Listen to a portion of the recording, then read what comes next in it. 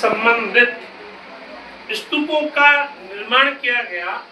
जितने भी महात्मा बुद्ध की वस्तुएं उपयोग में लाई जाती थी या जिन स्थानों पर महात्मा बुद्ध गए उन स्थानों पर हमने क्या बनाए थे? स्तूप बनाए थे। स्तूप महात्मा बुद्ध के जीवन से संबंधित 4 स्तूप अपन को महत्वपूर्ण रूप से देखने को मिलते हैं। पहला स्तूप जो आया था वह महात्मा बुद्ध के जन्म स्थान पर देखने को मिला। तो महात्मा बुद्ध का जन्म कहां पर हुआ था?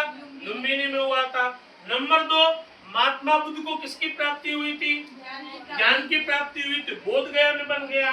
तीसरा, महात्मा बुद्ध ने प्रथम उपदेश दिया था, वो कहां पर दिया था? सारनाथ में दिया था, तो वहां पर स्तूप बन गया। और लास्ट में जब चौथे नंबर की बात आई तो महात्मा बुद्ध को निर्वाण की प्राप्ति हुई थी, वो कहां पर हुई थी? कुशीनारा में हुई थी। तो 4 प्रकार के स्तूप हम देखने को यहाँ पर मिलेंगे।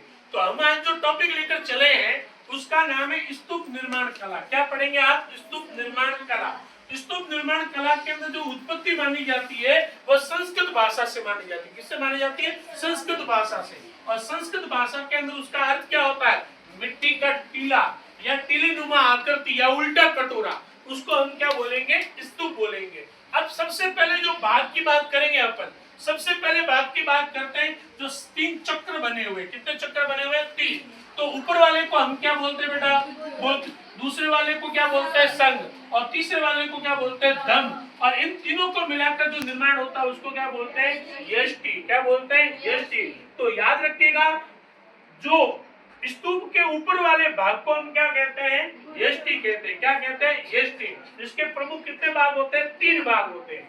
अगले टॉपिक के अंदर देखेंगे आप स्तूप के जो नीचे वाला भाग होता है, ये स्तूप का सबसे पवित्र स्थान माना जाता है, तो उसको हम क्या बोलेंगे? हर्मिका।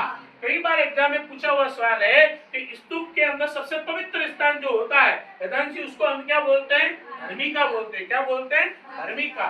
उसके बाद जो अंडाकार आकृति होती है इसलिए उसका नाम क्या रखा जाता है? अंड। क्या बोलते हैं? अंड। फिर देखिए, ये होते हैं तोरण द्वार। क्या होते हैं? तोरण द्वार। तोरण द्वारों पर किसी व्यक्ति विशेष से संबंधित जो जानकारी प्राप्त होती है, तो ये भी तोरण द्वार है। ये भी क्या मिल जाएंगे आपको? तोरण द्वार मिल जाएंगे। उसके बाद जो महात्मा बुद्ध के जीवन से संबंधित जो अवशेष मिल जाते थे, ये जो यहाँ पे रखे जाते थे, ये मुख्य भाग होता था। क्या होता था? मुख्य भाग। तो यहाँ पे महात्मा बुद्ध के क्या रखते थे? अवशेष रखते थे। और अवशेष रखकर इस स्तूप का क्या करते थे? निर्माण करते थे।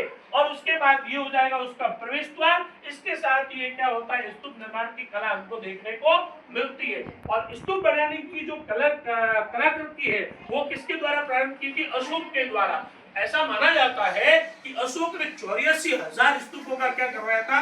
निर्माण करवाया था। इसी के साथ ही स्तूप निर्माण कला की हमको क्या मिलती है? जानकारी मिलती है।